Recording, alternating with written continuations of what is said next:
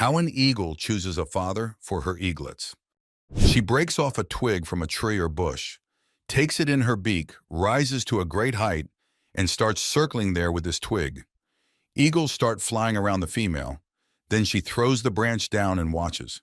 And then one of the eagles picks up the branch in the air, not letting it fall, and then brings it to the female very carefully, from beak to beak. The eagle takes this branch and throws it down again. The male catches it again and brings it back, and she throws it again. And so it repeats many times. If over a certain period of time and repeated throws of the branch, the eagle picks it up every time, the female chooses him, and they mate with him.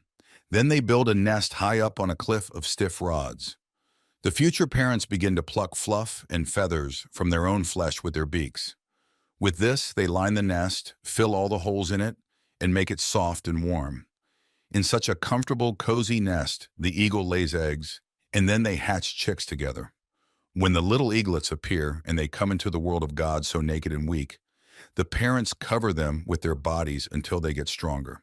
They shield them from the rain, from the scorching sun, carry them water and food. Gradually, the eaglets' feathers begin to grow. Their wings and tail become stronger, and now they are already leaning on the ground, although they are still quite small. Then their parents see that the time has come. The eagle father sits on the edge of the nest and starts beating his wings.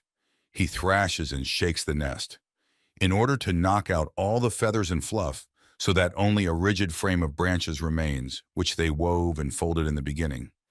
And the chicks are sitting in this gaping nest, uncomfortable, stiff. They do not yet understand what is happening. The mother eagle, meanwhile, catches a fish and sits down about 5 meters from the nest so that the chicks can see it, and starts to eat slowly in front of them.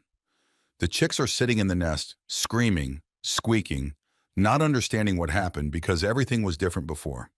Their parents used to feed and water them, but now everything has changed. The nest has become hard, there are no feathers or down, and the parents are eating themselves and they are not allowed to eat.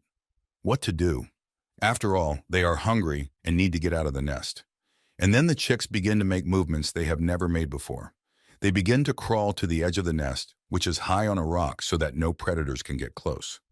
The chick jumps down from the slope, rides on its belly, and then flies into the abyss. And then the father, the one who used to catch twigs, rushes down and catches the eagle on his back, preventing it from falling. And then, on his back, he lifts it back to the uncomfortable nest, back to the rock, and everything starts all over again. The chicks fall down, and the father catches them. Eagles do not crash any nestlings, and at some point during the fall, the eaglets begin to make a movement that they have never done before. They spread their lateral wings in the wind, getting into the airflow, and begin to fly. This is how eagles teach their children. And as soon as the nestling starts flying on its own, the parents take it with them and show it places where it can find food. Nature teaches worthy lessons. It is a good example of how we need to raise our children. How important it is not to overexpose them in a warm nest. How important it is not to overfeed them with fish when they can already catch it themselves. But with how much care we must teach them to fly, devoting our time, strength, wisdom, and skills to it.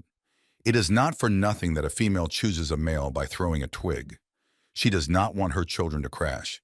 If you choose a negligent father without checking, you will lose your children. Eagles already have few nestlings, 1 or 2.